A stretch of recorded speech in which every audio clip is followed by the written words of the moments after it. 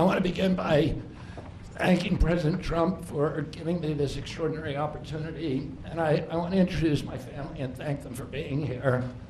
My wife, Cheryl, my cousin, Anthony Shriver, my daughter, Kik, my other daughter, Kira, Carolina Shriver, Joey Shriver, Jackson Hines, and Amaryllis Kennedy. Right. And I want to thank all of you for your support and throughout this whole 2.5-year journey. My first time in this Oval Office was in 1961, and I came here to meet, or 1962. I came here and I had a meeting with my uncle, who was president then, where we talked about the environment. He was involved deeply, as we all know, in restoring physical fitness in this country. He challenged at one point during his administration, he challenged Americans to do a 50-mile walk, which I ultimately did, but I remember the day that my father completed his walk. We were staying up at Camp David, and my father came in after 18 hours walking on the C&O towpath and with his feet bleeding and blisters on them. My father had one of his best friends was Al Lowenstein. And Al Lowenstein ultimately was a congressman from New York who was assassinated himself in 1980. But Al Lowenstein had started the Dump Johnson movement to get rid of President Johnson and end the Vietnam War. And at the time that he started it, people just thought it was a fool's errand. And ultimately, he asked my father to run for president against Johnson. My father wouldn't do it at that time, and he asked Gene McCarthy. McCarthy did it, and he joined that campaign. And my father ultimately ran, and Johnson then dropped out. So Al Lowenstein had succeeded. And although Al Lowenstein was on the other side now, running against my father with Gene McCarthy, my father wrote him a note, a quote from Emerson, where he said, "If a single man plant himself firmly on his own ideal and there abide, the whole wide world will come round to him." For 20 years, I've gotten up every morning on my knees and prayed that God would put me in a position where I can end the childhood chronic disease epidemic in this country. On August 23rd of last year, God sent me President Trump. All right. And he gave me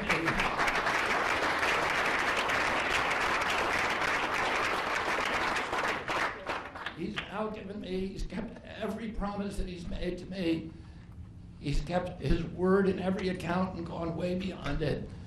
I'm so grateful to you, Mr. President. A lot of people told me that I couldn't trust President Trump, that I better get it in writing. And we did a handshake, and everything that he told me he was going to do, he has done. Right. And I'm so grateful to him, and I've told you before, I genuinely believe that you are a pivotal historical figure, and you are going to transform this country at a time when we see all of the indicia of democracy now in tatters in our country. We see the rise of the military-industrial complex, the rise of totalitarianism, these attacks on our Constitution, and this breathtaking epidemic that is disabling our people. President Trump has promised to restore the American dream in this country. A healthy person has 1,000 dreams. A sick person only has one. 60% of our population has only one dream, that they get better. President Trump has promised that he's going to restore America's strength. But we can't be a strong nation if we have a weak citizenry. If people are sick, 60% of our people are sick, 77%, as President Trump mentioned, of our children cannot qualify for military service. And we need a man on a white horse now. We need somebody who is willing to come in and has the spine and the guts and the strength to challenge orthodoxies, to stand in the way of vested interests, and to break institutions that have turned against our democracy. President Trump has shown again and again that he is that hero.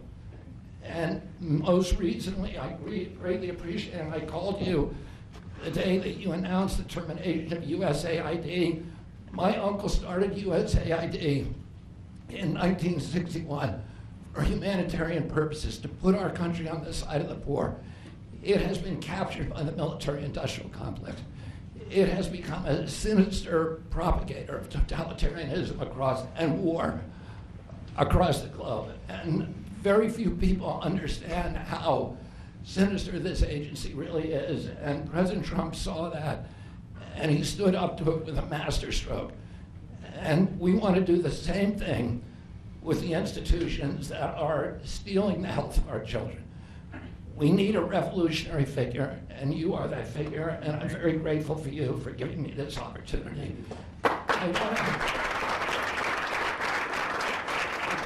want to recognize some of the allies that I've had in this battle for a long time were Senator Rand Paul, Senator Ron Johnson, Senator Roger Marshall, Marjorie Taylor Greene, and Buddy Carter, who've all been champions of the MAHA agenda before I even came along. And I'm very grateful for you for standing strong. Thank you very much, President.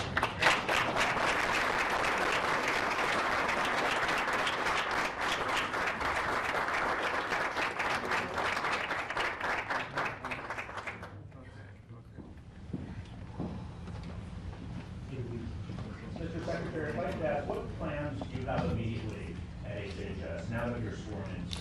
He's going to be running it. He's going to do a great job. What would you like to That's see my to do plan. first? He's going to find out a lot of secrets that have been maybe kept from us, but he's going to come up with some solutions to some big problems, self problems. I think he's going to go down in the record books. I really have confidence. This group has great, even Rand has confidence.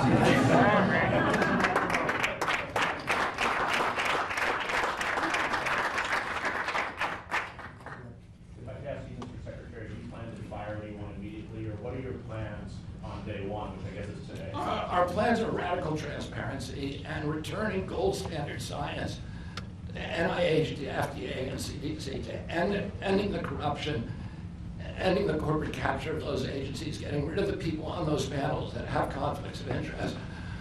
We can do unadored and unimpeded science rather than the kind of product that is coming out of those agencies today. Mr. Secretary, may I ask, how do you address concerns that some Americans may have about the stance on vaccines? When people actually hear what I think about vaccines, which is common sense, which is vaccines should be tested, they should be safe, everybody should have informed consent, people are reacting because they hear things about me that aren't true. They hear characterizations of things that I've said that are simply not true. When they hear what I have to say actually about vaccines, everybody supports it. All right. Mr. Kennedy, Kara Kashinova from Lindell TV. What's your message to Democrats in the Senate that fought so hard to keep you from taking this position? And congratulations, by the way. President Trump has promised to be the president for all Americans, and he has said to me that he understands that there's no such thing as Republican children or Democratic children. All of our children need to be protected, and whether you're in a blue state or red state, I'm going to do everything I can to work with you, whether you're Democrat or Republican, to restore child's health in this country. Mr. Secretary. Great job. Great job. Thank you all very much.